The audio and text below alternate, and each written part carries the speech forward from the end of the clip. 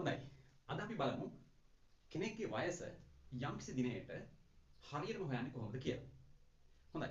මම මේ උදාහරණයක් දක්වලා තියෙන්නේ 2026 1 දිනට 2009 7 10 දින ඉපදිච්ච කෙනෙක්ගේ වයස අවුරුදු මාස දින ගණන සොයන ආකාරය. දැන් බලන්න මෙතන ඔබට පේනවා මෙතන දින 1යි මෙතන දින 10යි. අපිට එකෙන් 10ක් අඩු කරන්න බෑ. අපි ඒක නිසා මාස පැත්තට යනවා. මාස පැත්තෙන් සම්මතයක් තියෙනවා.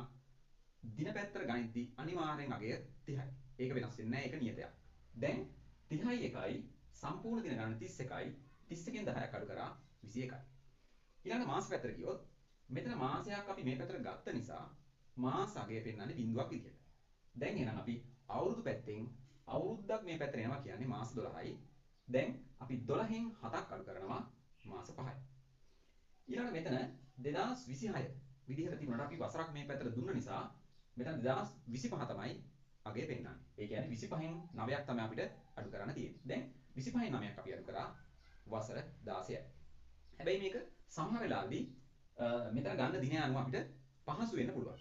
මෙතන දින ගන්න වෙන්න නම් අපිට කෙලින්ම මෙතන අගය අඩු කරලා ගන්න පුළුවන්. මේ පැත්තෙන් මාස ගන්න අවශ්‍ය වෙන්නේ නැහැ. ඒ වගේම මාස අගය මෙතන දින මාස අගයට වඩා වැඩි නම් අපිට අඩු කරන්න ලේසි වසර පැත්තෙන් ගන්න අවශ්‍ය වෙන්නේ නැහැ.